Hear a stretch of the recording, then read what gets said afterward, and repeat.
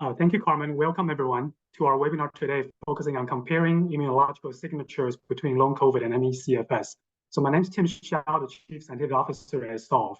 Today, we are excited to welcome two speakers, Dr. David Putrino and Dr. Jamie Wood, both from the Icahn School of Medicine at Mount Sinai in New York City.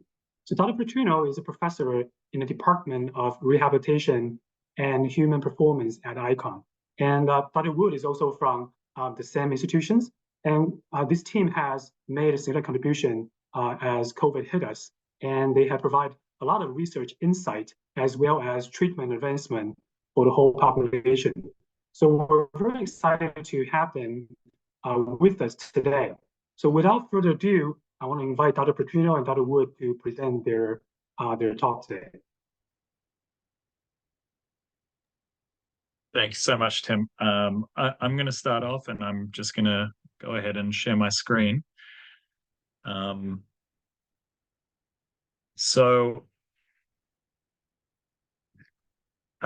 of what I'm going to be presenting will be familiar to some folks that have been watching the literature that we've put out on long COVID, and some of it might be a bit new. But the way we're going to do this is I'm going to spend about 15 minutes going through some of the key results that we've seen in the what we're calling the MyLC research collaboration between Yale and Mount Sinai, and we're going to talk about what we've seen so far in folks with long COVID, and then we're going to go on to Jamie's going to spend 15 minutes talking about what we're hoping to do in a community of folks with pre-2020 ME, and sort of discuss research opportunities and opportunities for participation in research as well.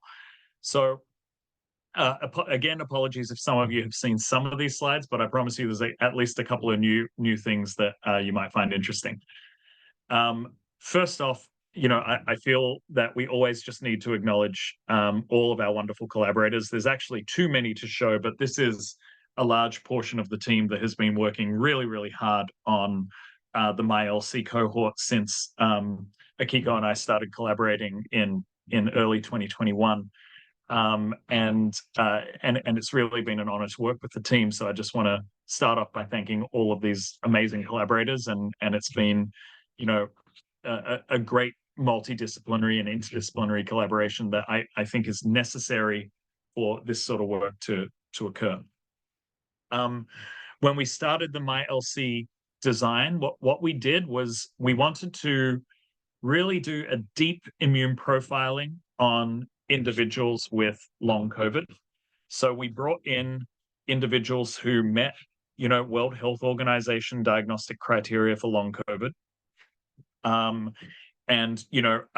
In this cohort, we made sure that folks weren't pregnant, they didn't have comorbidities with other immunological medical conditions, or were taking drugs that might affect the outcome of the results, because of course it was really important for us to make sure that anything that could confound the deep immune profiling was pulled out of the cohort. And we were able to recruit a large number of folks with long COVID. So, just under 150 individuals who met criteria for long COVID. But in addition to that, we had individuals that we called convalescent controls, meaning they had survived an acute SARS-CoV-2 infection and had no ongoing symptoms after that infection at the 3-month mark, at least the 3-month mark. And then we had a healthy control cohort of individuals who had not yet gone on to get COVID even once. And that was confirmed by serology to the extent that we could, of course, because, we don't always know. In terms of just looking at the cohort that we were studying, we had a mix of individuals of, all ages, but the median age in the long COVID cohort was around 45. Median age in the convalescent controls was around 38. in both groups, we were sort of sitting at this 70 to 30 mix of males, females to males, 70% females and 30% males. And for the most part, these are individuals who survived an acute SARS-CoV-2 infection that did not require hospitalization, even though we did have a few folks that had been hospitalized. And as you can see on the side here, the sort of median time from acute infection was around 400 days.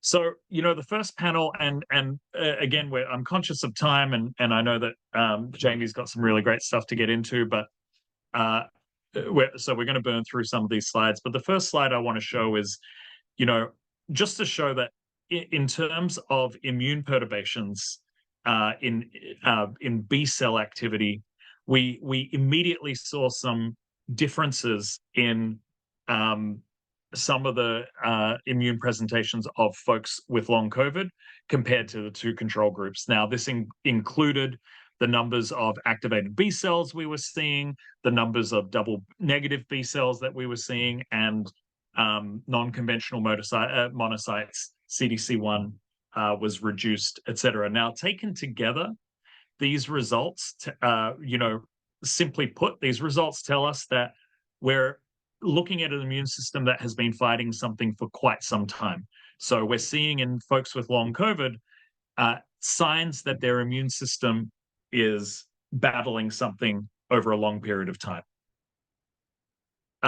To that end, we're also seeing biomarkers that are consistent with what we call T cell exhaustion, meaning that, again, the body is fighting something, and our T cells are starting to become tired with what the body is fighting.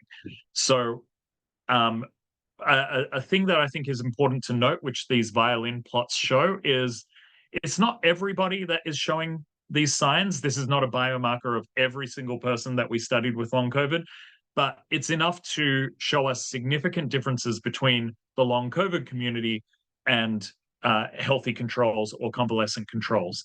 So we're seeing very distinct differences in immune function, and the differences that we see in immune function indicate that the body is fighting something over a long period of time.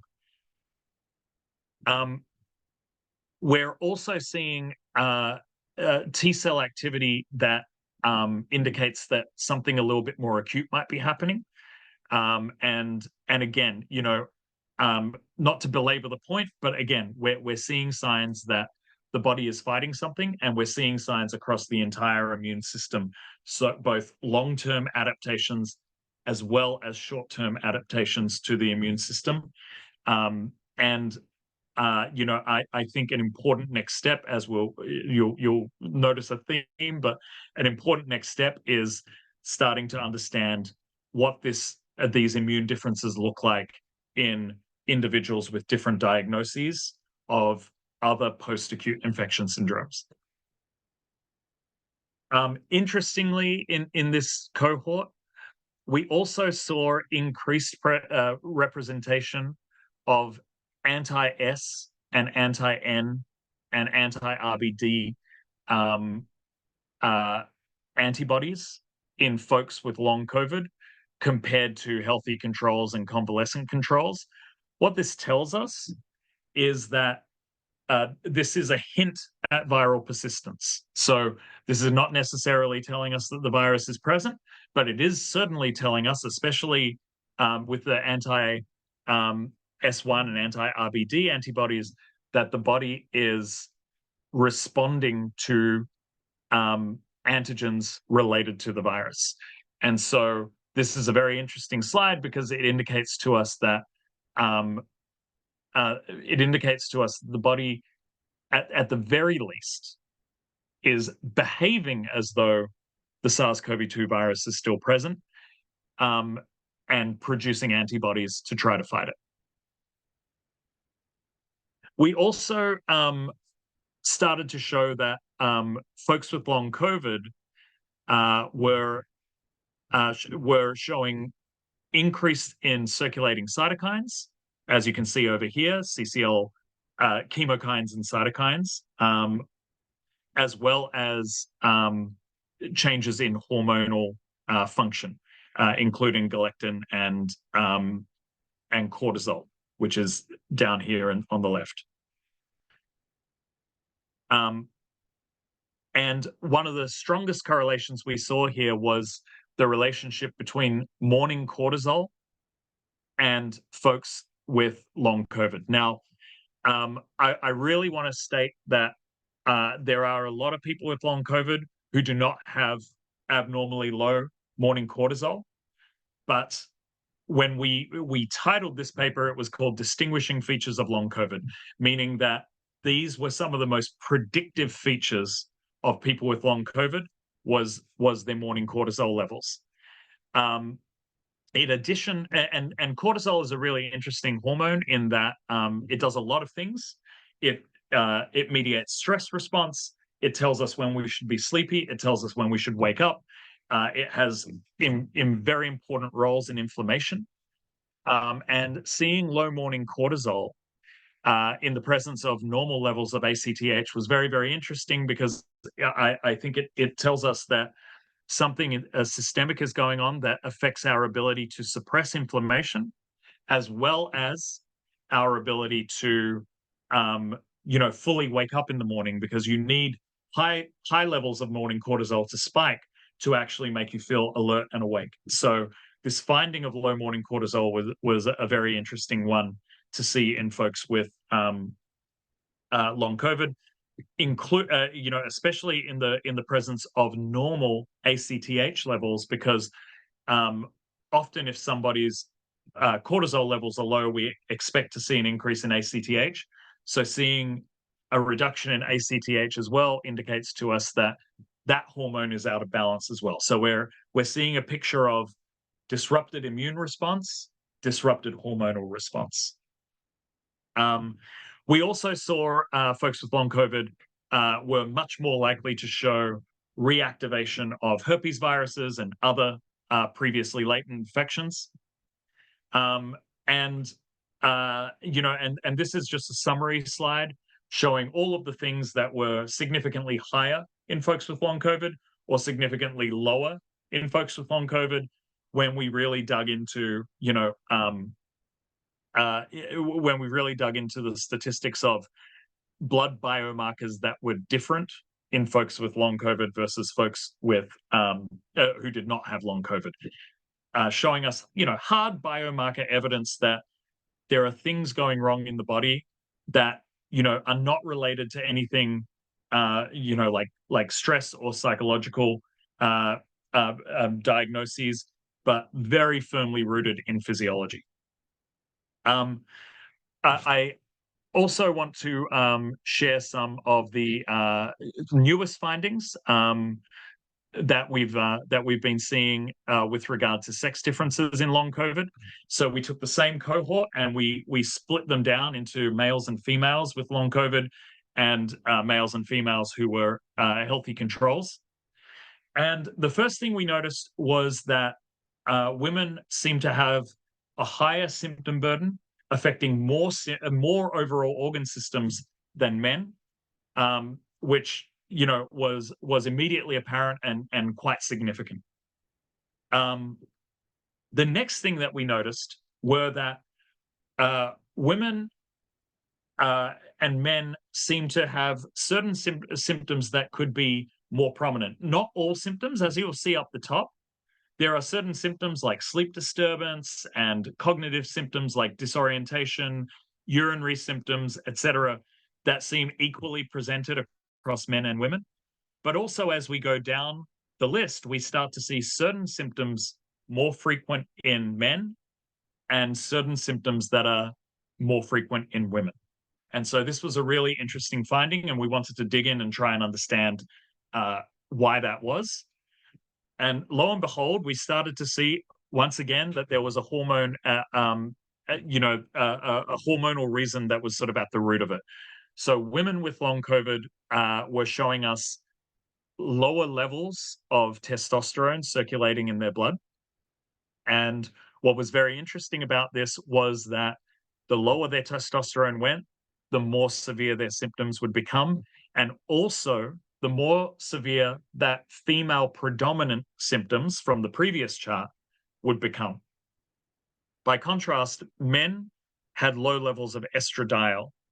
And once again, the lower their estradiol levels, the worse their symptoms became.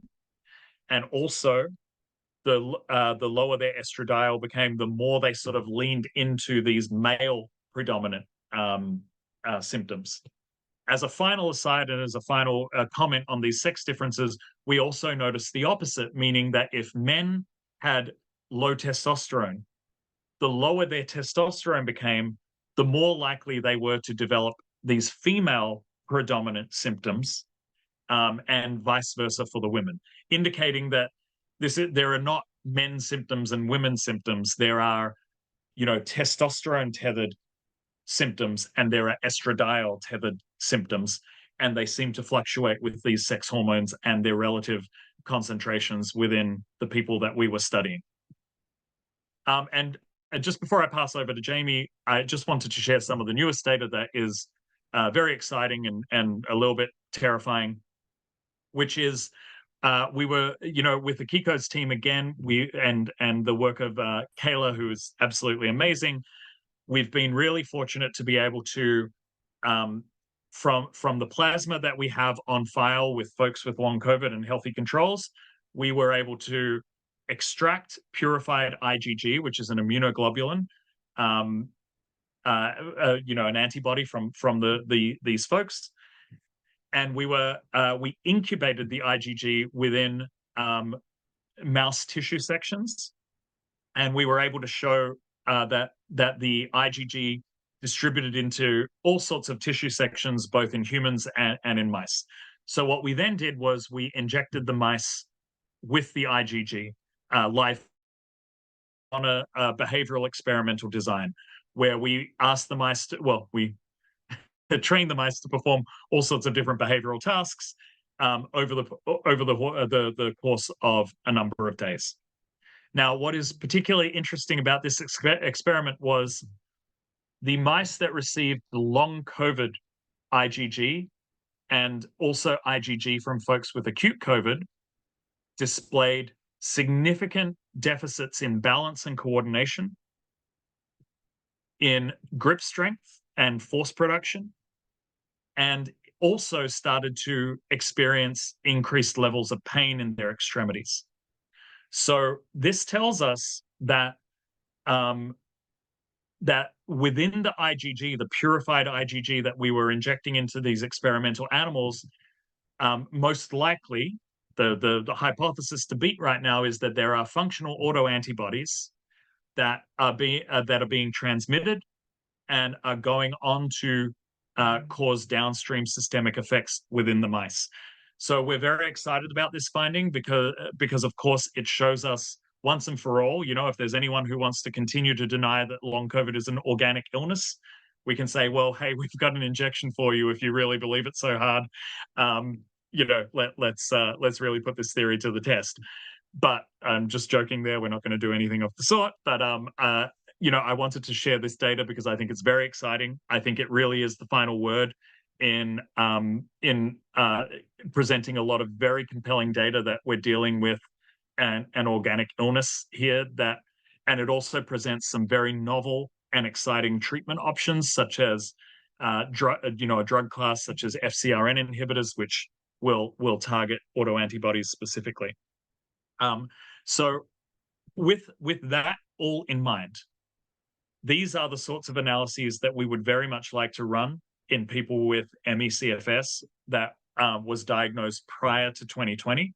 I'm going to hand over to Dr. Wood now to share some of the protocol that we're trying to hire and how you can get in touch with us to really help us out with this particular program. Thank you, everyone, for your time. I'd like to just acknowledge the amazing team of people who helped to fund and perform and produce this incredible research, because I'm just the guy that gets to talk about it, and these are the people doing the real work. So thank you, everyone, and I'll pass over to Jamie.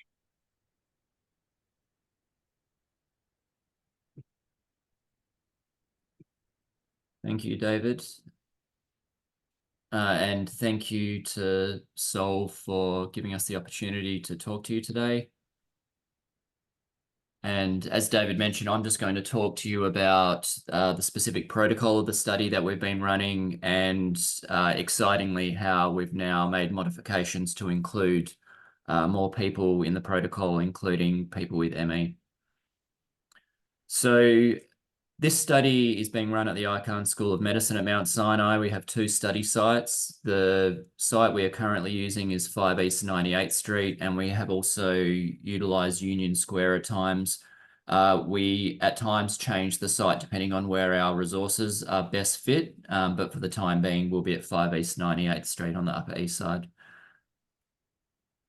The purpose of the study originally was to chart these immune system differences in people with long COVID compared to control groups, as David has covered. And now, with the success of the study, we've expanded this to include people with ME and also those who have long COVID-like symptoms, but of which appeared after receiving a COVID vaccination. So the inclusion criteria for the study are people with long COVID. You'll see definitions of long COVID in terms of the number of weeks after infection differ. At the time of the inception of this study, way back in late 2020, early 2021, we had 6 weeks. But generally, we will find most people have long COVID for at least 3 months or more that are participating in the study.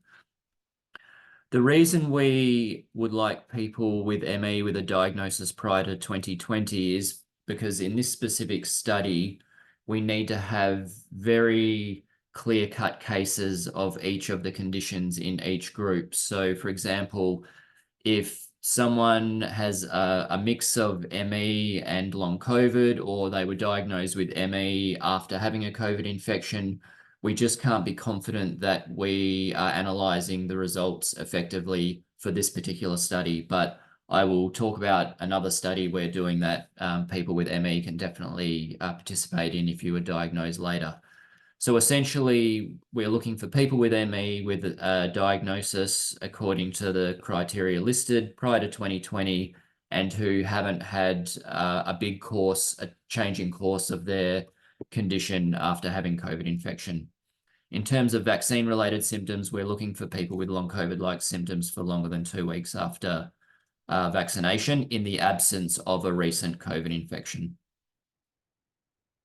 Our COVID controls are people that have never had COVID, so that number is dwindling more and more, so it's harder and harder to find these people, and those that are fully recovered from COVID. So our coordinators really probe hard to ensure that people have absolutely not even one lingering symptom after a COVID infection to be included in those groups.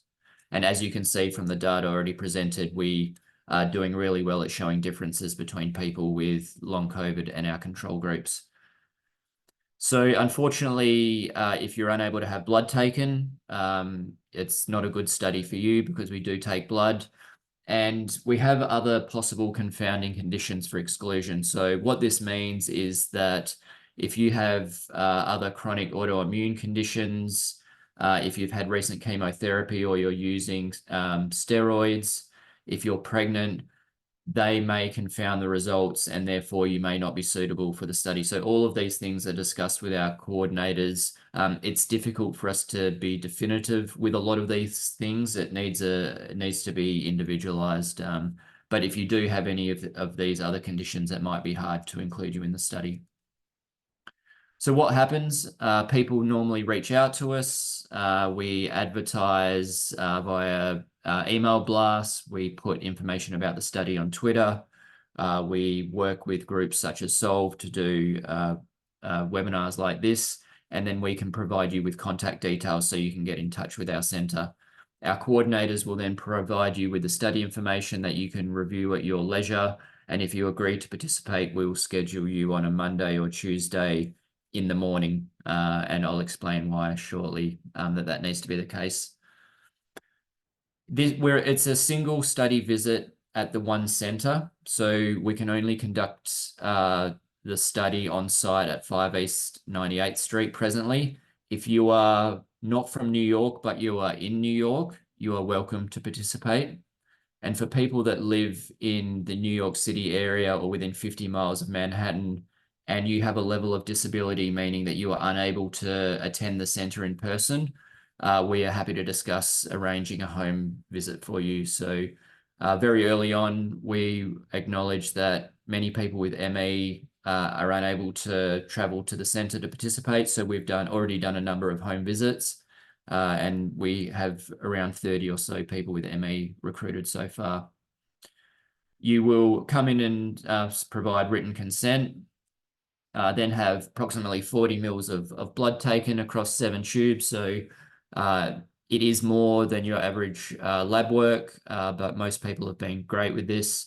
We'll also ask you to provide a saliva sample, which is 1 tube up to 5 ml. And then we need to do all of this in the morning because we actually courier all of the samples to Yale University immediately after the research clinic has finished. So we need to pack them. Some of the samples need to be on ice, and then we get them up there within 2 hours, and they have a lab team ready to go to start analyzing them. We also send you a survey, which is quite comprehensive and would take 10 to 15 minutes, asking all of your background information, medical, COVID history, and then a lot of the specific things relating to whether you have long COVID or ME, using many validated patient-reported outcome tools as well. Our current recruitment targets, which can change over time depending on how successful recruitment is, we're looking to get up to 400 people with long COVID and then 100 in each of the control groups. So just to give you some perspective, we have around 60 in each of the COVID control groups, around 30 people with ME so far, and just a handful of people with vaccine-related symptoms. And this is because the former focus was on long COVID, and now the current focus is on ME, and in the future, we will likely have more of a focus on vaccine-related symptoms. If you have long COVID, or you could be a control, or have family or friends that could be a control or vaccine symptoms, still reach out because we keep wait lists and we will contact you when we would be ready for you to participate. David covered a lot of the results from the analysis that is done at Yale University. I won't read through all of these, but what I will highlight is that it could be arguably one of the most in-depth looks at the immune system currently available in the world. This stuff isn't anything that you could get reviewed by your physician in your regular clinics. And this is really down to Akiko and her amazing collaborators being able to do all of this work and generate thousands and thousands of results for every participant in the study. These are the main publications that we've already generated from this collaboration. And I just want to highlight that we have one in Nature and one in Cell, very high impact journals. And we also have one under review at a high impact journal. So the research that we're doing in this collaboration is having a major impact. It's having a huge reach around the world. And it's amazing that we've had such great participation from the long COVID community and already from the ME community. So we really want to thank everyone for this and hope that it can continue. 2 other studies that we're currently doing, which have been born out of the work that we've done previously. So this cortisol thing that we've found is really interesting. So we're now looking into this further. The cortisol results from the initial study were taken from a single blood test, but we know that to get really quality cortisol data, you need to do multiple samples over a number of days. So we're recruiting people with long COVID and controls for this study. We're asking people to do 6 samples of saliva per day over 2 days.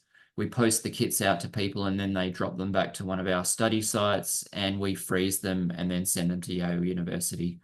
There's also a baseline survey, and each time a saliva sample is provided, we ask you to do a 1-minute survey letting us know if you've had anything to eat or drink, what is your level of fatigue, and to list your other main symptom at that point in time. So we're really looking for patterns in multiple hormones from the saliva. And excitingly, we also have a subgroup of people collecting fertility hormone data alongside, so we can look at that in conjunction with the cortisol. Another study that we just started a number of weeks ago is investigating vector-borne infection. So this will be of interest to people with ME, as well as those with Lyme disease and Ehlers-Danlos syndromes. And we're collecting blood.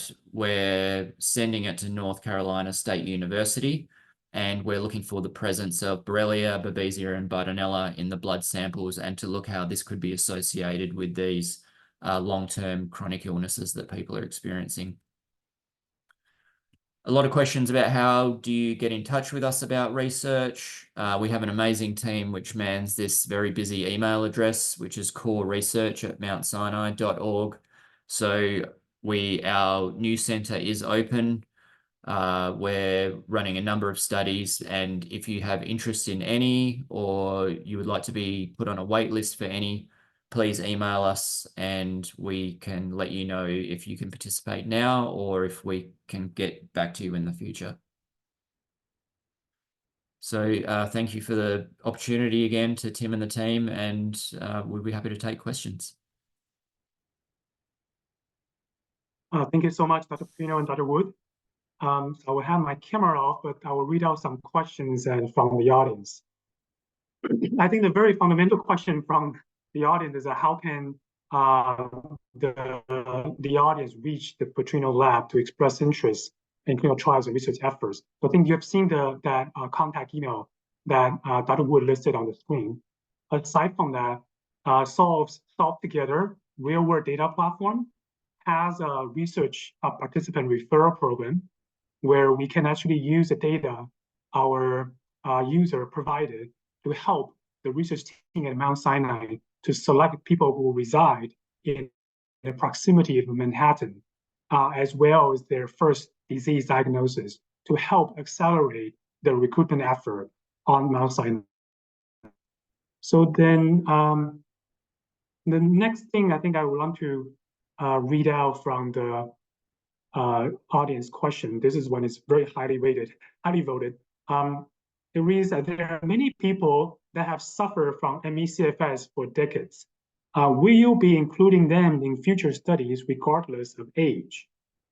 And I think it's very important to include those that are aging with ME/CFS as well as the very young. So we welcome the Mount Sinai team to answer this question. Yeah, thanks for the question, and absolutely, it is our intention.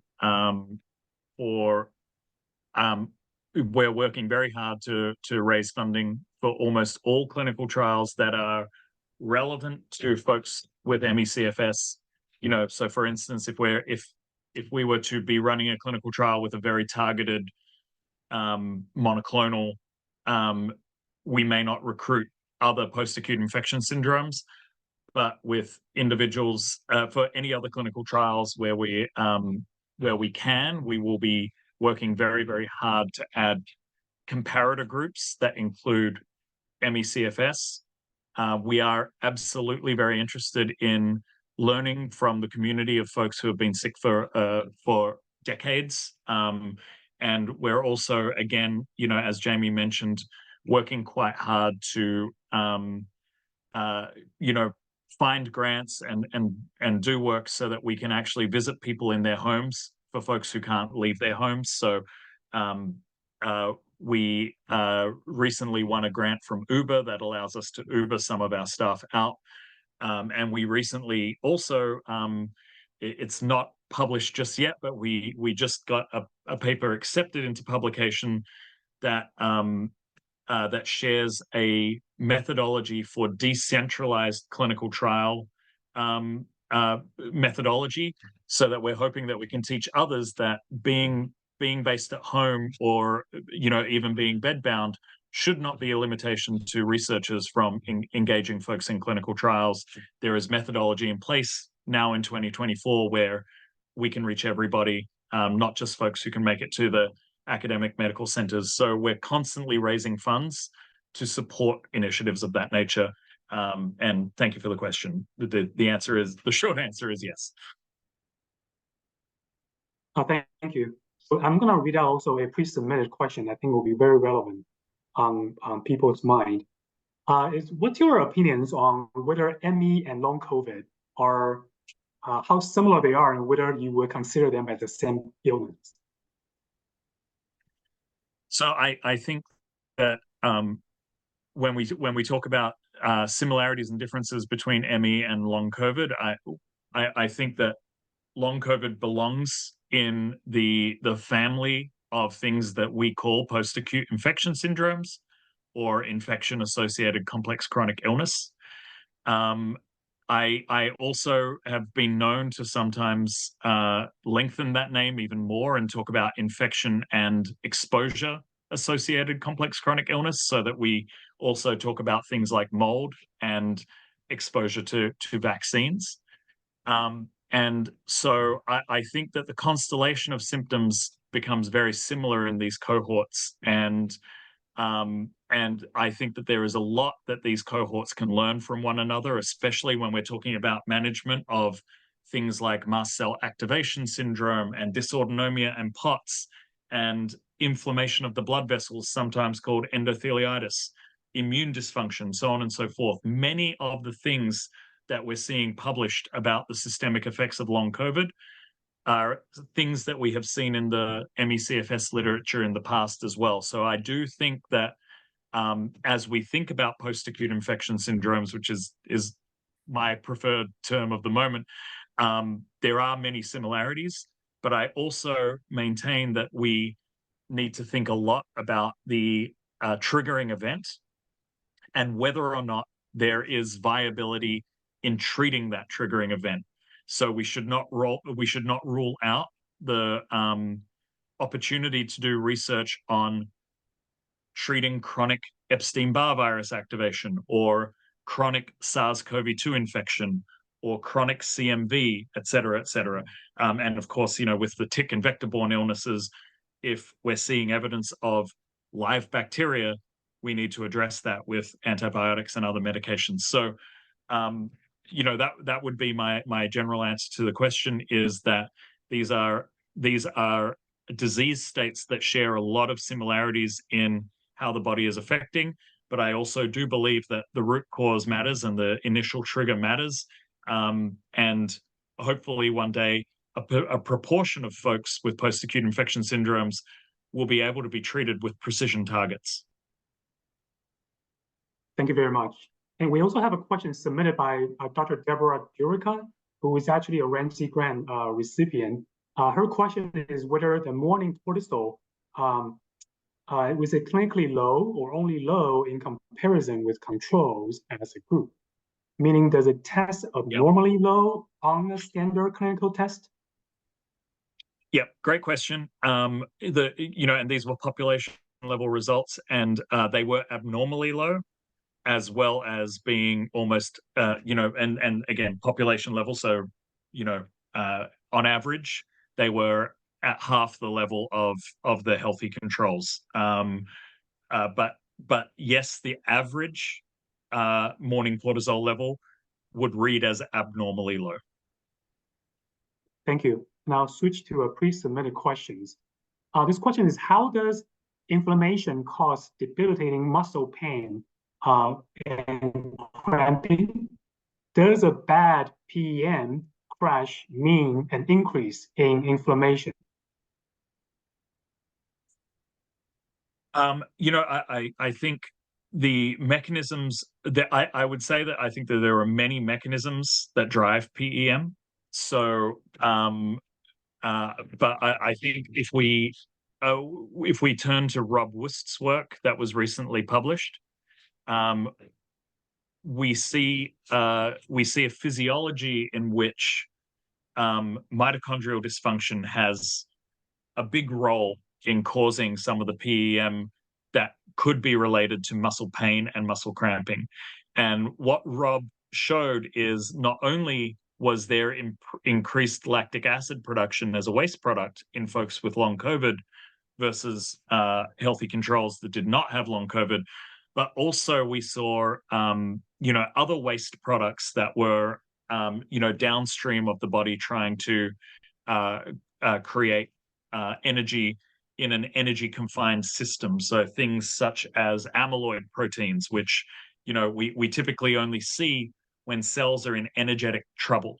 And so I think the accumulation in muscle cells when you push yourself of these sort of waste proteins that are indicative of mitochondrial dysfunction are really some of the things that we should be looking at to understand why folks with PEM experience muscle cramping and muscle pain.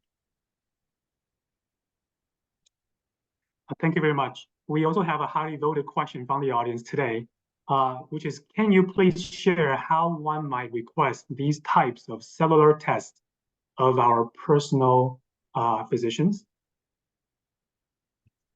Yeah, unfortunately, the majority of testing that occurs in the MyLC cohort is not readily available. Believe me, we're pushing really hard and working with providers to try to make it readily available, but it's not. That being said, Tim, if it's okay with you, I can share some of the clinically available blood tests that some of the clinically available blood tests that that we often use in the clinic, and that might be helpful. Yeah, and Dr. Putrino, maybe Saul can take the list from you. We can share as a follow-up because many registrants actually were not able to attend in real time, and we think this will be relevant for them as well. If that would be okay, we'll follow up with you. Yeah. Thank you. Now I'll ask my team to please take note on this. We'll make sure we send that as a follow-up item to the audience. Thank you. And also we have another highly voted question, which is, do people see these sort of sex hormone correlations with autoimmune or autoinflammatory illnesses, which are also more predominant in women? This actually has not been well studied in the autoimmune space. We have seen there actually has been a couple of studies that show low testosterone in some folks with ME/CFS, but in general, it really hasn't been aggressively studied over the years, and we kind of when Akiko and I were discussing some of the results, this was one of the things that we kind of just stumbled.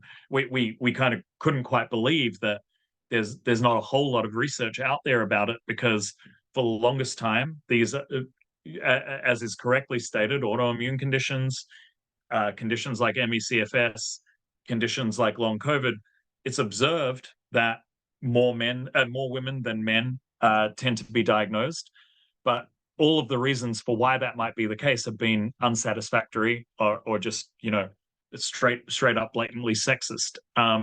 And it was kind of astounding to us that no one actually just thought to look at general sex hormones and maybe if there were differences in levels.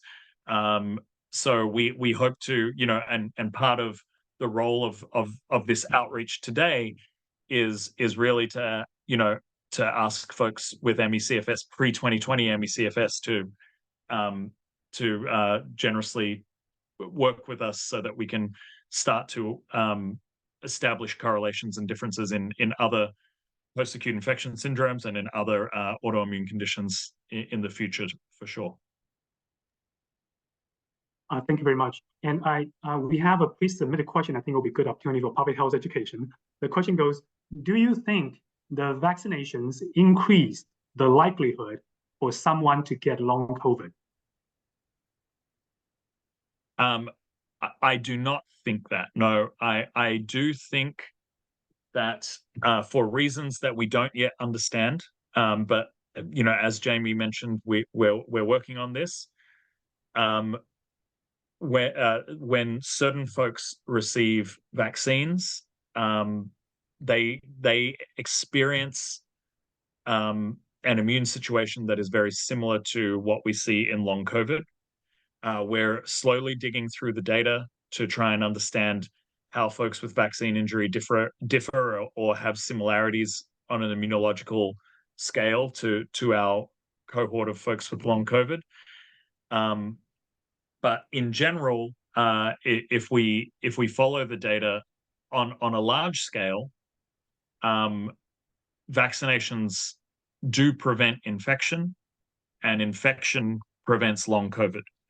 Now, a percentage of individuals go on to get vaccine injury, and vaccine injury is very real, and it is a risk that should be considered, and we shouldn't be walking away from this. We should not be hiding from this.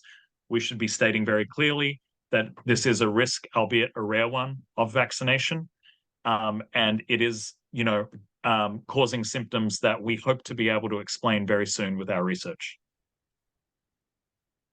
Thank you very much. And a highly voted question versus request for comments from the audience is for this Mount Sinai research there are certain exclusions for ME/CFS participants, including other autoimmune diagnoses.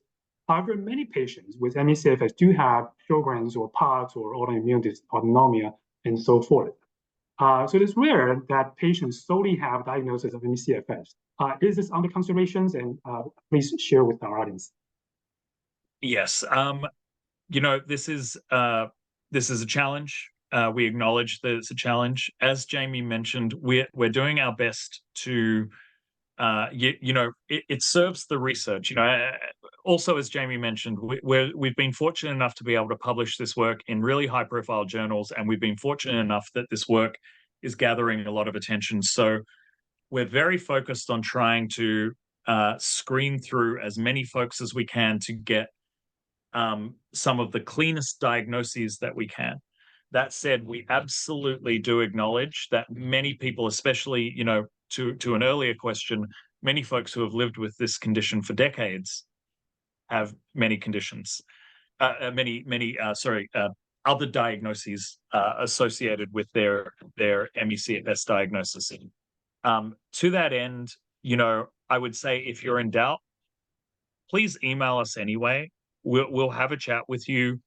We will also, I will say, not to put pressure on her at all, but the final say comes down to Akiko, when Akiko will say, based on the medications being taken, as the ranking immunologist on the study, Jamie and I are just not immunologists.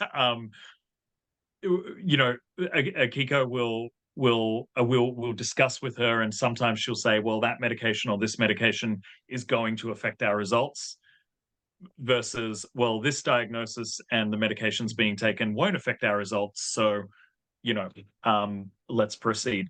So I would say, if in doubt, we do hear it. It's really hard to get people who only have a single diagnosis, especially if they've been sick for a while. If in doubt, please contact us, and we'll chat with you, and we'll see if we can make it work. And if we can't make it work, we'll tell you about some of the other studies that we have available, or see what else we can do for you. Thank you very much. Another highly voted question from the audience is: did you collect any information about menopause transition in the female subgroup? Yeah, so we obviously we have age, and we were asking folks. We have asked follow-up questions about whether someone was aware of menopause status. This is something that we're digging into much more deeply now that we're really delving into hormonal health in folks with long COVID and ME/CFS and other infection-associated chronic illnesses. Thank you. And another question from Sue Jackson. It's about the observation that much of what you found so far in long COVID is already well documented in past ME/CFS research, such as the low morning cortisol. How are you incorporating previous ME/CFS immune research into your own studies? For instance, the study Dr. Ian Lipkin headed at Columbia found significant differences in immune profiles of ME/CFS patients before 3 years and after 3 years. And she mentioned that just guessing this would directly affect the comparison of long COVID and ME/CFS, since many long COVID patients have been sick for less than 3 years. Yeah, I mean, I think that was a question that asked and answered itself, to be honest. You know, the reason that we are asking for folks with pre-2020 ME/CFS is because we're trying to understand um, what immune profiling looks like over many years of being unwell with a post-acute infection syndrome. We also plan to continue our long COVID research, and unfortunately, a reality of the situation right now is that we have folks who, with long COVID, who have now been sick for 4 years, and we hope to continue our collaboration with them as research participants to understand how their immune profiling is changing over time. But as I said in an earlier response to a question, we have been following the literature in pre-2020 ME/CFS. We do acknowledge that there's been some extraordinary research that has informed some of our work. I think I did acknowledge in some of my earlier comments that yes, low morning cortisol has been documented in ME/CFS. So has low testosterone. Although the link to sex differences was not made in that particular study that I'm thinking of. In addition, some forward transmission studies have been done similar to the purified IgG study that I shared in ME/CFS, although they did not have convalescent and healthy controls in the studies that I'm thinking of. So we do try to learn from the studies that we've read in the field. We do try to add to them, either adding controls or adding multiple time points over time. And again, that's why we really hope for large participation from the community, so that rather than just recruiting 30 or 40 people who've maybe been, where we have different ranges of people who have been sick over time, if we can collect 100, then maybe we can break them into, different groups of some people have been sick for a couple of decades, some people have been sick for 5 to 10 years, and others have been sick for shorter. So it's something that we're taking into account, and it's something that we're very mindful of. There's endless questions that need to be asked for us to find answers. Thank you so much, Dr. Putrino. This is very rich information. I want to mention that we are close to the end of our webinar. So I have one quick questions before we need to move on to close. But before that, Dr. Putrino and Dr. Wood, I just want to mention there's a major support for your arrangement for home visit so that severe patients can be actually reached. And I just want to say that Saul shared the same passion. That's also why we're incorporating wearables more and more. So we do remember the severe people with severe long COVID or ME/CFS. So a question from the audience is that, did you find any correlation between weight gain and testosterone loss in women with long COVID? That's actually some secondary analysis that we've not been able to complete just yet, but we're very interested in the metabolic changes that might accompany some of the hormonal changes, that includes development of diabetes, weight changes, as well as and weight fluctuations, as well as joint hypermobility, because we do believe that there is a link there also, because individuals who are experiencing low levels of testosterone along with mitochondrial dysfunction will often break down collagen more readily, which leads to an increased incidence in joint hypermobility. So these are some of the things that we're starting to investigate downstream of the hormonal differences and changes that we're observing. And again, to call back to an earlier question or comment, this is why it's so important to also be able to study folks who have been sick for quite some time with a post-acute infection syndrome. Thank you very much. Unfortunately, it's almost time to end today's webinar. We hope you enjoyed the presentation. If you'd like to learn more about Solve Together, our real-world data platform, please visit our webpage, solvetogether.org, or you can scan a QR code on the screen. If you would like to see more educational webinar or support our research and advocacy efforts, please consider making a gift to Solve today or whenever you can. And also, as a reminder, attendees of today's event will receive an email with a link to the recording of today's session, and we will also post it on all of our social media accounts. After our event ends, a brief survey will appear on your screen. Please take a moment to share your feedback with us. Many thanks to Dr. Putrino and Dr. Wood, and to everyone who attended today. Thank you very much for your time. Thank you, everyone. We appreciate you and your commitment. Thank you. Thank you, everyone.